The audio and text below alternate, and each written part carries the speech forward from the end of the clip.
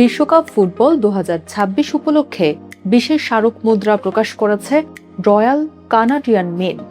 তবে শুধু বিশ্বকাপের স্মারক মুদ্রাই নয়, এই টাকশালের সঙ্গে জড়িয়ে আছে বাংলাদেশেরও এক বিশেষ ইতিহাস।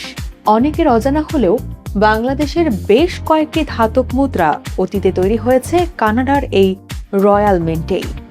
কানাডার রাজধানী অটোয়ায় অবস্থিত রয়্যাল কানাডিয়ান মিন্ট প্রতিষ্ঠিত হয় 1908 সালে। 1911 সাল থেকে প্রতিষ্ঠানটি কানাডার প্রচলিত মুদ্রা উৎপাদন শুরু করে। বর্তমানে বিশ্বের প্রায় 80টি দেশের জন্য মুদ্রা তৈরি করে এই টাকশাল। প্রচলিত মুদ্রার পাশাপাশি সংগ্রহযোগ্য এবং বিনিয়োগের জন্য স্বর্ণ ও রৌপ্যর বিশেষ মুদ্রাও তৈরি করে তারা।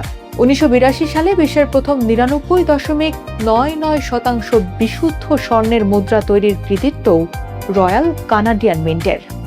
বাংলাদেশের 5 পয়সা, 10 পয়সা, 25 পয়সা, 50 পয়সা, 1 টাকা এবং 5 টাকার মুদ্রাও বিভিন্ন সময়ে এই মিন্টে তৈরি হয়েছে।